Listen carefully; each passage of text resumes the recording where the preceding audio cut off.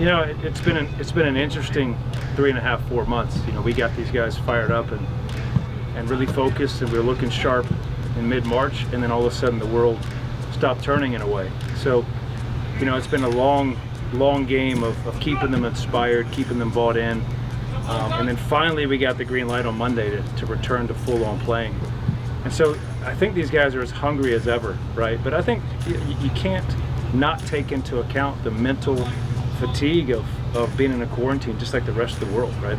Even though they've had, quote, time off, it hasn't been exactly a vacation, right? It's been stressful for them. So we're trying to take the mental health into account, trying to take the physical health into account, you know, trying to really narrow our focus to just focus on match day here in about 17 days. It's fantastic. It's what we've been waiting for 3 months now. We've done a lot of individual work, and I tell you what, I don't think we've ever gone 3 months without really kicking someone else.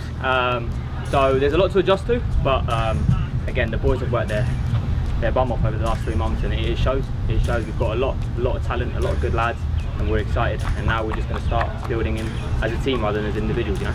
Our intention is to have a good result, but before that you need a good process, and even before that you need a right environment. And so right now we're trying to really focus on the environment being one, that it's safe, right? They get to step away from some of the stress of the world right now. We're taking every precaution we can, following protocols to make sure there's no mode of transmission. And then within that, now they feel safe, now they can express themselves as soccer players. And so as much as the X's and O's and the competitive mentality matter, really the environment has to be perfect for them right now to arrive on the 18th in a good mental and physical state, because the health of the player is the priority for us. Their mental health, their physical health, and that they're in a good headspace when they start competing, because if they're not, there's a higher risk of injury. So we're really making sure the environment's spot on. I think everybody trusts the protocol. As players, we voted and agreed to this, so we're really comfortable in this environment, and we feel safe, which is the number one priority, you know. And it also allows us to be calm and just worry about training, you know.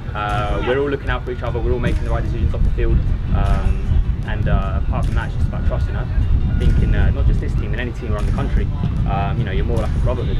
So it's about sticking together. We're all through this together, and we're just going to be working hard together now, yeah.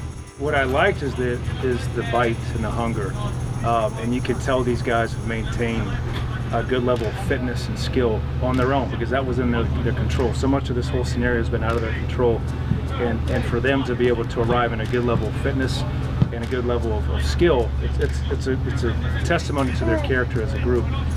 We're still not ready, right? If we had a game tomorrow, I'd be worried, but we have time, and I think we have a good foundation to get us moving in the right direction. And like I said way back in February, I really believe in this group. We got the right mix of talent and character, and I'm just excited to get a chance to see them express themselves on the field in a couple weeks.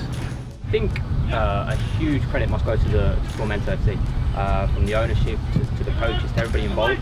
They always looked out for us. They were always there. So in these uncertain times, you know, your mind can go on a lot of things.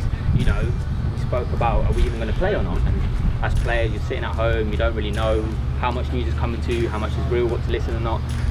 Whereas the owners always, you know, they fed us, they carried on treating us, coaches carried on staying in touch, and as a group we just carried on acting as if we were going to have a season, and it really helped us mentally stay healthy from that aspect, you know.